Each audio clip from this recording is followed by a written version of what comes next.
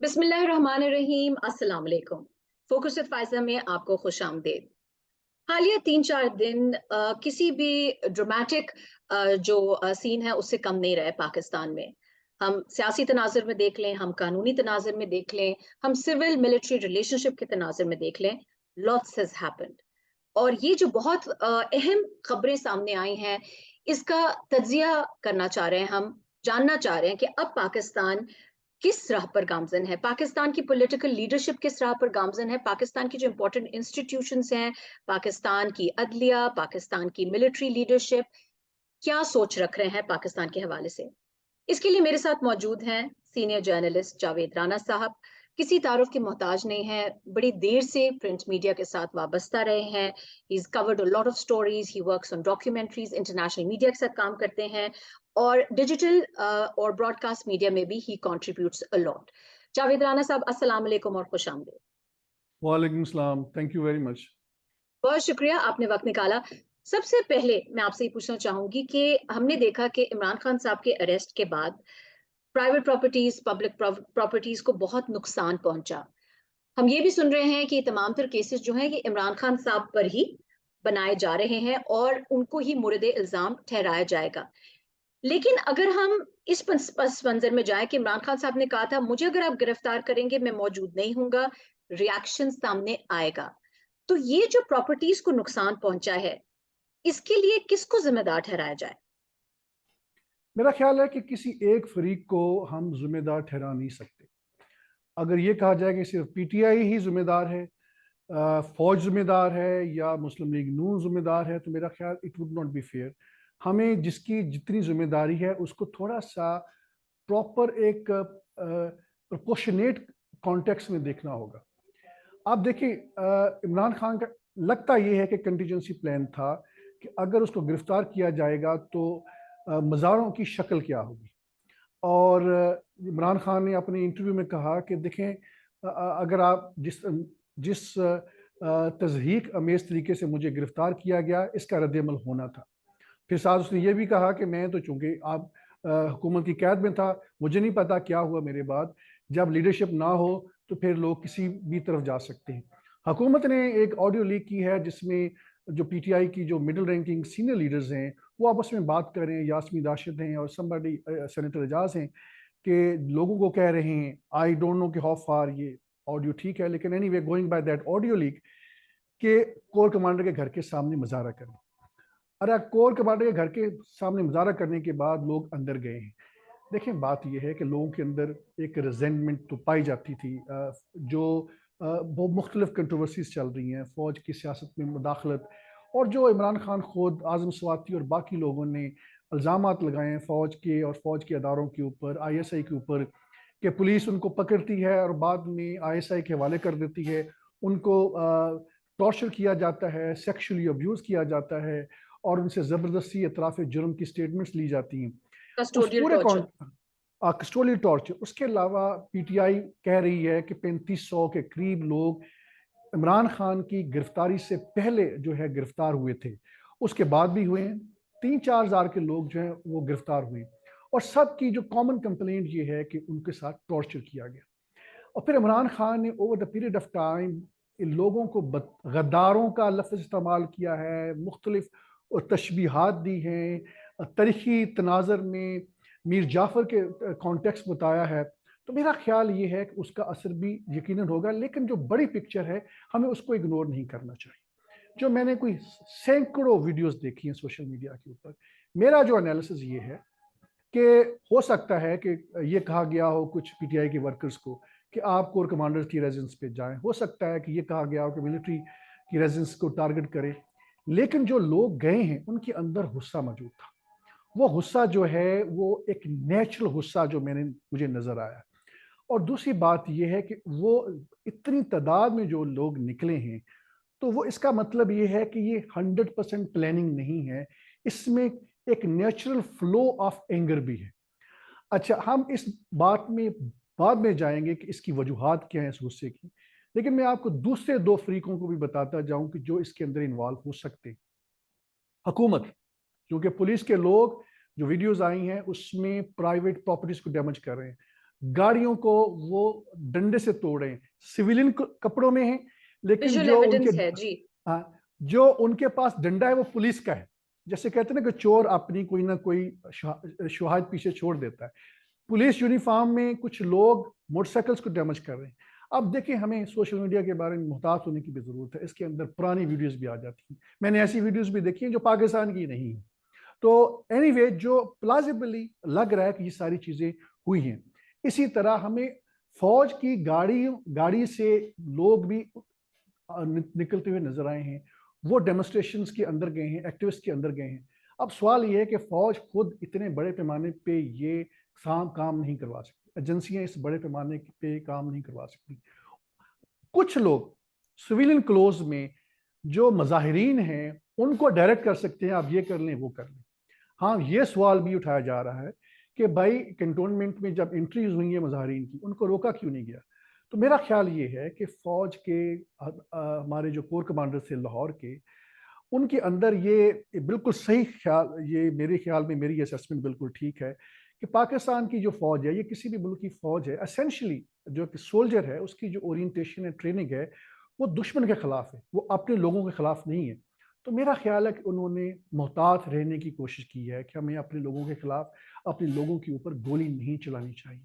लेकिन पीटीआई के लोग, हमने देखा कतर कलामी कर रही हूँ कि कोर कमांडर लाहौर की जो वीडियो सामने आए कि वो मुजाहिरीन के साथ वो बात कर रहे हैं और तहम्मुल से बात कर रहे हैं, उनको रोकने की भी कोशिश कर रहे हैं। और दूसरी बात यह कि पीटीआई के लोग कह रहे हैं कि जब कोर कमांडर्स के घर में दाखिल हुए तो फायरिंग, जो गार्ड हैं उन्होंने 1 से 2 लोगों को मार दिया।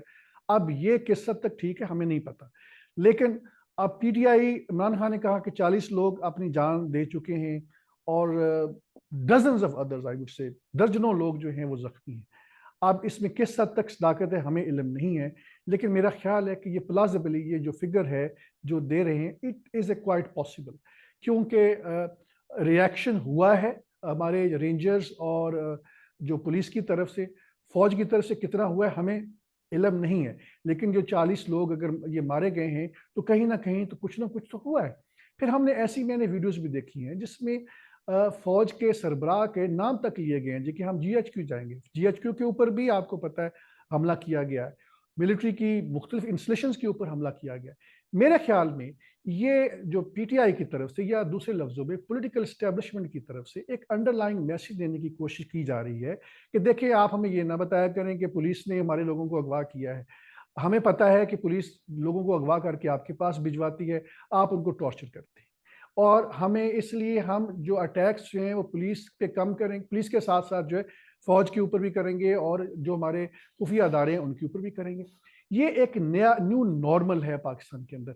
फायजा, आपको याद होगा कि जब पीएमएलएन ने, नवाज शरीफ पाकिस्तान से गए, पाकिस्तान में बाहर जाके उन्होंने जनरल बाजवा के खिलाफ, जनरल फैज हमीद के खिलाफ कहा कि ये लोग जो है सियासत करते हैं, मुझे ये कन्विक्ट करवाने में, जुडिशरी के ऊपर इन्फ्लुएंस कराने में इन्वॉल्व थे। तो उसके बाद पीएमएलएन ने कहा जी कि हम कोर कमांडर्स के घर के सामने मुजाहरा करेंगे। अब उन्होंने किया या नहीं किया, ये पहली फेज थी। दूसरी फेज है, मुजाहरा हो गया है और अटैक भी हो गया, नुकसान भी हो गया। मेरा ख्याल ये है कि ये एक अंडरलाइंग मैसेज है हमारी फौजी क़यादत के लिए भी, क्या इनको their action should speak louder than their words.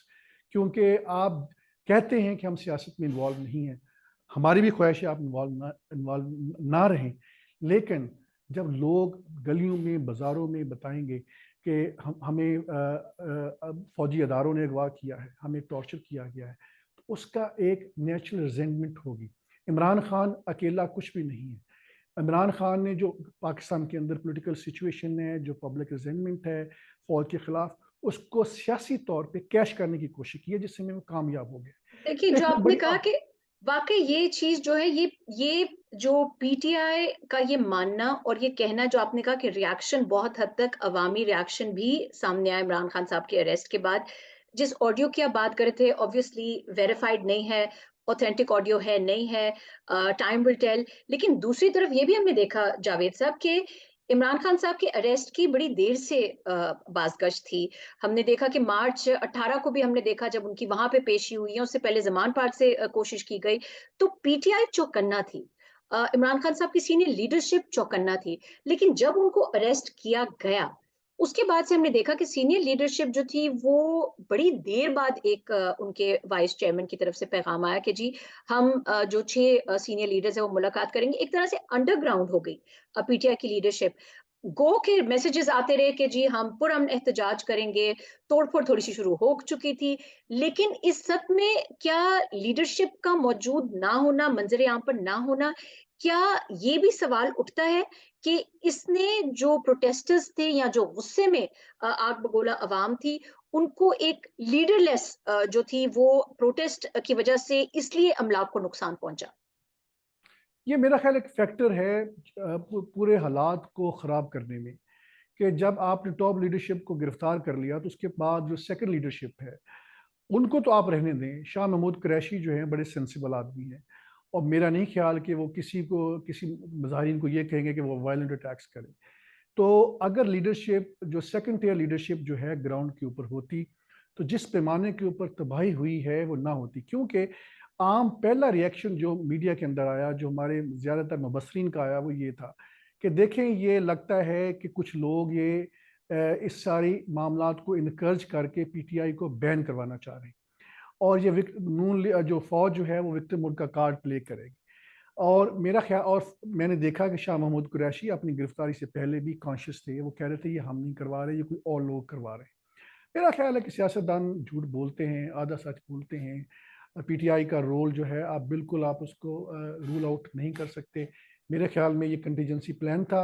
ये आर्मी को मैसेज देने की कोशिश की गई है कि अगर आप इमरान खान को, जो इमरान खान कह रहा था, जो बार बार उसने कहा कि मैं अगर गिरफ्तार किया जाता है तो मुझे हो सकता है कि स्लो पॉइजनिंग कर दिया जाए, मैं हफ्ते 10 दिन बाद जो है मुझे हार्ट अटैक हो जाए। और अगले दिन इनफैक्ट कोर्ट की हियरिंग में कहा कि मेरे दिल के में सीने में दर्द है।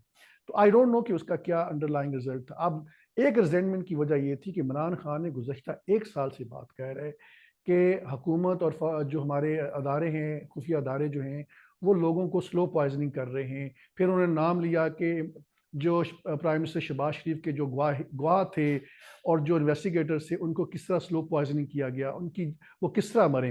तो लोगों को खौफ था कि अगर इमरान खान ज़्यादा देर गिरफ्तार रहा, हिरासत में रहा, तो हो सकता है कि उनको स्लो पॉइजनिंग दे दी जाए। और आपको देखते हैं कि पाकिस्तान के अंदर डिसेंटली अगर कोई डिमांड की जाए, कोई पॉलिटिकल डिमांड की जाए, वो कितनी ही कॉन्स्टिट्यूशनल हो, उसको तस्लीम नहीं किया जाता जब तक कि जलाओ गिराओ ना किया जाए। आप टीएलपी के मुजाहिरीन देख लें, उन्होंने डिमांड किया 2017 में नवाज शरीफ को कि आप जो कादियानी नॉन मुस्लिम ग्रुप है, आप उनको इलेक्शन लड़ने की इजाज़त दे रहे हैं, आप उनको आम वोटर की, मुसलमान वोटर की जगह पे इलेक्शन वोट कास्ट करने का मौका दे रहे हैं, इस लॉ को अब तब्दील करें। तो उन्होंने, पीएमएलए ने तब्दील नहीं किया। उस वक्त तक तब्दील नहीं किया जब पूरे मुल्क में गिराव नहीं किया गया, जलाया कोई चीज़ें नहीं गई।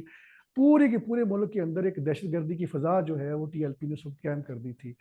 तो यहाँ पे जो डेटरेंस है पॉलिटिकल पार्टीज के पास, वो एक है कि आप जितना ज़्यादा तोड़ फोड़ कर सकते हैं, पॉलिटिकल सिस्टम को डिसरप्ट कर सकते हैं, इकोनॉमी को जो है हाईजैक कर सकते हैं, उतनी आप डिमांड बनवा सकते हैं। ये जो न्यू नॉर्मल है हमारे यहाँ, ये किसने पैदा किया, इसका जिम्मेदार कौन है?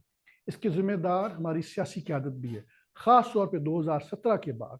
दो भाई, आप अगर लोगों की डिमांड्स जेन्युइन है, कॉन्स्टिट्यूशनल हैं, लिसन टू देम। इस लेवल तक क्यों जाएं? और लिसन टू इसी देम, तो तरह यहीं पर मैं आपकी कतर कलामी करूंगी। मैं थोड़ा सा, क्योंकि प्रोटेस्टर्स की जो आप बात कर रहे हैं ना, तो मैं speaking from the point of view of protesters, जो विजुअल्स मैंने देखे, आपने भी देखे होंगे, बहुत सारी ऐसी जगहों पे, इस्लामाबाद, पिंडी में, लाहौर में, केपी के बहुत सारी जगहों में ऐसे प्रोटेस्टर्स थे जिन पर शेलिंग अंधाधुंध की जा रही थी। बच्चे भी वहां पे मौजूद थे। बहुत सारी ऐसी माएं देखी मैंने जो कफन उठाकर आई हुई थी। अब अगर कोई बंदा ये बोलेगा कि इनको ये समझाया गया कि आपने जलाओ घेराव करना है, मतलब यू कैन सी जिस मिक्स्ड रिएक्शन की बात कर रहे हैं, वो क्या इससे पहले आपने इतनी कवरेज की, आप ग्राउंड में रहे, क्या आपने अवामी रिएक्शन ऐसे पहले देखा है या पहली दफा आपके सामने ऐसा आया? मेरी 28 साल सहाफत में मैंने इतने वसी पैमाने पे फौज के खिलाफ रद्दमल नहीं देखा। और उसकी देखिए बहुत सारी वजूहत है। अब देखिए, 7 साल का बच्चा, 8 साल का बच्चा, उसने डंडे उठाए हुए हैं। 60 साल की औरत वो दरख्त काट के डंडा बना रही है, औरतें जो हैं उन्होंने डंडे पकड़े हुए हैं और वो सड़कों पे जा रहे हैं, अपाहज लोग जो हैं वो सड़कों पे जा रहे हैं। तो क्या ये आप समझते हैं कि किसी प्री प्लानिंग का हिस्सा है? ये बात नहीं है। वजह देखें, इसके पीछे बुनियादी फैक्टर क्या है। जब इमरान खान इक़्तिदार में था तो लोग, बहुत सारे लोग इससे खुश नहीं थे महंगाई की वजह से, लेकिन जिन लोगों के साथ उनको रिप्लेस किया गया है उनके बारे में पब्लिक परसेप्शन ये है, मैं बात अपनी नहीं कर रहा कि ये चोर हैं, ये डाकू, ये पब्लिक परसेप्शन है। और फिर इन्होंने मैशत का जो हाल कर दिया है, मल्टीप्लाई आपकी प्राइस हाइक हो गई है, इन्फ्लेशन जो है आसमानों से टच कर रही है। उसके बाद बहुत सारे मल्टीपल फैक्टर्स हैं। केपीके के अंदर जो सबसे बड़ा फैक्टर है वो बुनियादी तौर पे एक है कि 20 साल अमेरिकन वॉर का हम हिस्सा रहे हैं। जो 70-80 हज़ार लोग हमारे शहीद हुए हैं, उसके अंदर 40,000 लोग जो हैं वो केपीके से, हजारों की तादाद में लोग केपीके से आज भी जो हैं इलीगल डिटेंशन में हैं हमारे खुफिया अदारों में। वो ये बातें इल्ज़ाम लगा रहे हैं। अब जब ये इमरान खान को वो देखते हैं तो वो कहते हैं यार ये फौज के खिलाफ बात कर रहे हैं, ये खुफिया अदारों के खिलाफ बात कर रहे हैं, उनके खिलाफ उनकी पहले से एक गम और गुस्सा पाया जाता है। तो वो सारे फैक्टर्स, महंगाई का फैक्टर, इमरान खान ने जो खुद एक 1.5-2 साल में लोगों को, मैं समझता हूँ कि ज़हनी तौर पर तैयार किया कि अगर वो गिरफ्तार हो गया तो क्या करेंगे। वो इमरान खान की एक टिपिकल लाइन रही है कि देखें, अगर मैं असैसिनेट हो गया, अगर मैं गिरफ्तार हो गया तो मुझे आप इंसाफ दिलवाएंगे। अब इमरान खान को ये कहने की ज़रूरत नहीं है कि आप इंसाफ दिलाने के लिए कोर कमांडर के घर में जाएंगे। बात यह है कि जो उनके प्रोटेस्टर्स हैं, जो उनके सपोर्टर्स हैं, वो बहुत पढ़े लिखे हैं। मैं नाम नहीं लूंगा आपकी पॉलिसी की वजह से। पिंडी में एक नौजवान, वो बुलेट मेरी की उसको, पॉलिसी सिर्फ इतनी है, मेरी पॉलिसी सिर्फ इतनी है कि नहीं, मैं, जिनके सबूत है उनके नाम ले लें, बस हाँ, सिंपल। मैं कि उनको बुलेट्स लगे, रबड़ बुलेट्स लगे। उसके वालिद एक जगह पे सर्विस में है, गवर्नमेंट सर्विस में। उसने उसको हाउस अरेस्ट किया अपने बच्चे को, आप प्रोटेस्ट में शिरकत नहीं करेंगे। फैमिलीज डिवाइडेड है, घर डिवाइडेड है। ये बहुत बड़ी एक तल्ख हकीकत है। और ये घर जो इतने वसी पैमाने पे, इतनी ज्यादा इमरान खान की सपोर्ट नहीं है, प्लीज अंडरस्टैंड दिस। अगर आप ये समझते हैं कि इमरान खान की बहुत ज्यादा, उसका फैन क्लब बहुत बड़ा, नहीं, ये फैन क्लब नहीं है। फैन जो हमारी बर्गर फैमिली है, एलीट फैमिली है, वो भी उसको ज्वाइन कर रहे हैं। मसला ये आ गया है कि there are so many factors. Imran Khan अंधों में काना राजा है और उनके मध्य मुकाबले में आसिफ जरदारी है, बिलावल भुट्टो है, नवाज शरीफ है, मरीम नवाज है, और पर ये इमरान सारे के खान के सारे। जो सपोर्टर्स हैं, देखें जावेद साहब, वो ये भी कहते हैं कि हमारा लीडर तो हमारे मुल्क में है, और जितनी उनको अगर डेथ थ्रेट्स भी रही हैं या असैसिनेशन अटेम्प्ट भी हुआ है, वो मुल्क छोड़कर नहीं गए हैं। दूसरी तरफ हम देखते हैं कि लीडरान जो उनके घर भी बाहर हैं, नवाज शरीफ साहब जो है स्टैम्प पेपर पे 4 हफ्तों की बजाय कह के गए 4 साल से बाहर हैं। तो जाहिर है जो पीटीआई के सपोर्टर्स हैं या अवाम भी है, वो भी तो ये देखती है ना कि ये लीडर तो मुल्क में ही है। देखिए, एक चीज़ पे कंसेंसस है पाकिस्तान में, इमरान खान के जो मुखालफिन है वो भी ये मानते हैं कि इमरान खान निडर है, बहुत बहादुर है। ठीक है, इम्पल्सिव है, लेकिन बहुत बहादुर है। पाकिस्तान नहीं छोड़ा एक दफ़ा भी। जब से क्राइसिस आया, पाकिस्तान से वैसे ही बाहर नहीं गया।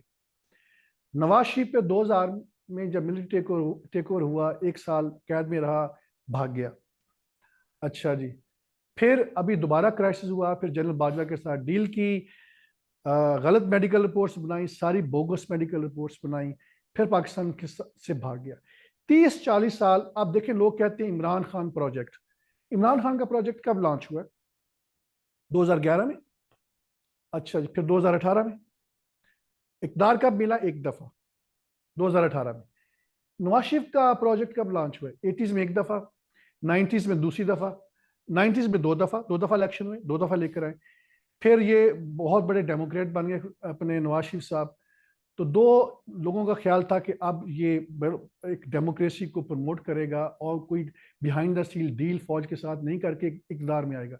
2013 में फिर डील की, धांधली से। जनरल अलेजली, जो इमरान खान इल्ज़ाम लगाया कि जनरल कियानी नवाज शरीफ को लेकर आया धांधली से। 2013 का election by and large Imran Khan जीत रहा था, उसको हरा दिया गया। 2018 का इलेक्शन जो है, मेरी अंडरस्टैंडिंग ये है कि इमरान खान हार रहा था, उसको जिता दिया गया। शाहिद खकान अब्बासी 18,000 वोट से जीत रहा था। 18,000 बैलेट पेपर्स के ऊपर 18,000 गलत बैलेट्स, डबल स्टैंप लगा के उनको इनवैलिड किया और उसको हरवाया गया। कहने का मकसद ये है कि 10-12 सीटों से ये हार रहे थे। तो आप जब सोसाइटी के अंदर सोशल इंजीनियरिंग करेंगे, जो जीत रहा है उसको हराएंगे, जो हार रहा है उसको जिताएंगे, तो ये इसी तरह होगा। अभी मौका है, मेरा ख्याल ये है कि हमारे अदारों को एक जो है सबक सीखना चाहिए 1971 से। जिस 1970 के 1 के बाद इस लेवल पे फौज के ऊपर हमले नहीं हुए। बाय द वे, अल्हम्दुलिल्लाह आज एक सेल्फ करेक्शन कोर्स है। It is a blessing in disguise. हमारे मुल्क के अंदर कोई सेपरेटिस्ट मूवमेंट और नहीं है कोई सिग्निफिकेंट नेचर की, अच्छी बात है। ये हमारी इंटरनल पावर स्ट्रगल्स है, पॉलिटिकल मूवमेंट है।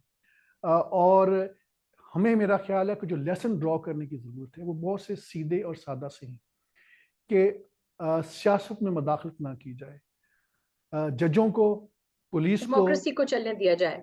जो है रिमोटली कंट्रोल ना किया जाए। जिन हम्म। जिन लोगों की वीडियोस जो हैं प्राइवेट बनाई हुई हैं, अगर उनको ज़ाया कर दिया जाए तो बहुत बेहतर होगा। आप एक और बात देखें, आज से 10 साल पहले, 5 साल पहले लोगों की वीडियोस बना के उनको ब्लैकमेल किया जाता था, वो खामोश हो जाते थे। आज जो पढ़े लिखे लोग हैं उनकी जब वीडियोस बनाई जाती हैं, यहाँ तो मियाँ बीवी की भी प्राइवेसी का भी तकद्दुस का ख्याल नहीं किया बहुत जाता, अफसोस जी। तो वो अब ब्लैकमेल नहीं हो रहे। मसला इसलिए इमरान खान की ऑडियोज आपने लीक कर दी, वो ब्लैकमेल नहीं हुए। आप उसकी वीडियोस भी लीक कर देंगे, वो ब्लैकमेल नहीं होंगे। पब्लिक एक्सपेक्ट जो है वो एक्सेप्ट नहीं करेगी। देखें, अब ये पब्लिक वेव उसकी बनी हुई है। आप सबसे बड़ा मसला ये में एक और बात, एक छोटा सा फैक्टर है। अगर पंजाब असेंबली के और केपी के इलेक्शंस जो हैं आइन के तहत 90 दिन के अंदर हो गए होते, तो जो सूरत हाल हमने 2-3 रोज पहले देखी है, ये ना होती। It is a pent up anger of public. तो नून लीग जो है, नून लीग का मसला ये है, इनको पता है ये इलेक्शन हार जाएंगे, इसलिए ये अदारों को मिसयूज कर रही है, उनके ऊपर गलत प्रेशर डाल रही है। हमारे अदारों के अपने मकासद भी हैं, मैं उस डिटेल में नहीं जाना चाहता। It is a marriage of convenience, जिसकी वजह से एक आदमी को आप आइसोलेट करने की कोशिश कर रहे हैं, और वो आइसोलेट पॉलिटिकली नहीं हो रहा एक वजह से, उसके साथ पब्लिक सपोर्ट है। आप जितना उसके साथ जो भी करेंगे, 140 मुकदमात बना लें, जो एक्चुअली जेन्युइन केस है वो तो 1-2 केसेस हैं, आप उसी पे रहते। आप उसके, इमरान खान के खिलाफ अगर कोई जेन्युइन केस भी है, अवाम उसको संजीदा नहीं लेंगे। तो इसलिए मेरा ख्याल है कि अभी वक्त है कि होश के नाखुन लिए जाएं, और मुझे लग नहीं रहा कि ये होश के नाखुन लेंगे।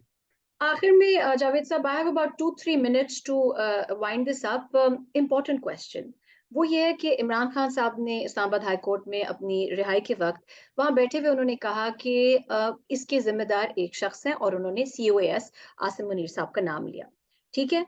साथ ही उन्होंने ये भी कहा कि शायद उनको ये लग रहा है कि मैं उनको हटा दूंगा, मैं अश्योरेंसेस भिजवा चुका हूं। ये नहीं कहा कि मैं सोच रहा हूं, उन्होंने कहा मैं अश्योरेंसेस भिजवा चुका हूं कि मैं आपको नहीं हटाऊंगा। तो फिर ये जो, अगर ये कोई इस तरह का कोई अंडरस्टैंडिंग गैप है, तो ये ब्रिज कैसे होगा इस वक्त? क्योंकि इलेक्शंस तो बहरहाल हो जाए, अवाम को तसल्ली मिल जाए, ये इस वक्त एक सबसे ज्यादा मुस्बत हाल है। देखिए, पाकिस्तान के अंदर मार्शल लॉ नहीं लग सकता। कुछ लोग ये कहते हैं, जो हमारे फौज के स्पोक्स पर्सन ने बात की, वो बिल्कुल ठीक कह रहे हैं। वजूहात मेरी नज़र में तो ये है कि चूंकि फौज के खिलाफ पहले ही एक अवामी रद्दमल मौजूद है, रिजेंटमेंट पाई जाती है। फौज उस वक्त टेक ओवर करती है जब पब्लिक सपोर्ट हो, ऑपोजिशन पार्टीज फौज के साथ हो। अब हुकूमत फौज के साथ है, ऑपोजिशन पार्टीज जो अवाम जो हैं अपोजिशन पार्टीज के साथ हैं, इसलिए आप बिल्कुल जो है इस चीज़ को रूल आउट कर सकते हैं कि पाकिस्तान में मार्शल लॉ नहीं लगेगा। अगर लगेगा तो उसके जो नताइज हैं वो जो हम 2-3 दिन पहले देख चुके हैं, उससे बदतरीन होंगे, और जो 2016 में टर्की में हुआ उससे कोई मुख्तलिफ नहीं होगा। मसला ये है कि जजेस के ऊपर बहुत ज़्यादा प्रेशर इस वक्त हमारे अदारों से, उनकी एक एक मूवमेंट को मॉनिटर किया जा रहा है, उनको आइन के मुताबिक काम करने नहीं दिए जा रहा है। और इसमें नून लीग का अमल दखल भी बहुत ज़्यादा है, क्योंकि नून लीग को पता है कि they are the one who are going to lose everything. कब तक करेंगे? अक्टूबर में करीब आ रहा है ना, अक्टूबर में इनका ख्याल है कि इलेक्शन उस वक्त भी नहीं कराएंगे। वो नेशनल असेंबली को 1 साल के लिए एक्सटेंड करना चाह रहे हैं। मेरे कहने का मकसद ये है कि हल ये है कि आप निगोशिएट करें और जो इलीगैलिटीज हो चुकी हैं उनको आप कॉन्स्टिट्यूशनल या लीगल कवर दें और इलेक्शन की एक डेट रखें और इलेक्शन करवाएं। अगर नहीं करवा सकते नेशनल असेंबली का इलेक्शन, तो पंजाब असेंबली का और केपी का इलेक्शन करवाना आईनी मजबूरी है। ये आपकी अगर सियासी तौर पे नून लीग को नुकसान होगा तो उसके जिम्मेदार वो खुद है। बहुत शुक्रिया आपका जावेद राना साहब। यकीनन इस पर आने वाले दिनों में भी हम बात करेंगे। सवालात जाहिर है बहुत सारे हैं हालात को लेकर। Thank you so much for your analysis and for your time. इस वक्त नाज़रीन हम यही उम्मीद करेंगे कि पाकिस्तान के लिए जो आइन, जो सुप्रीम कोर्ट फैसला सुना चुकी है, जो आइन बार बार जिस चीज़ का इरादा करता है, इलेक्शंस जो हैं 90 डेज में होना जो है, it is binding upon every citizen of Pakistan and all institutions of Pakistan. तो होपफुली इस वक्त होश के नाखून लिए जाएंगे और कॉन्स्टिट्यूशनल जो रिक्वायरमेंट्स हैं उनको मद्देनजर रखते हुए अवाम को इलेक्शंस दिए जाएं ताकि वो खुद फैसला करें क्योंकि वो किस जमात को जो है वो पावर में देखना चाहते हैं। फिलहाल फोकस विद फायजा से इतना ही। अपना ख्याल रखिएगा। अल्लाह हाफ़िज़।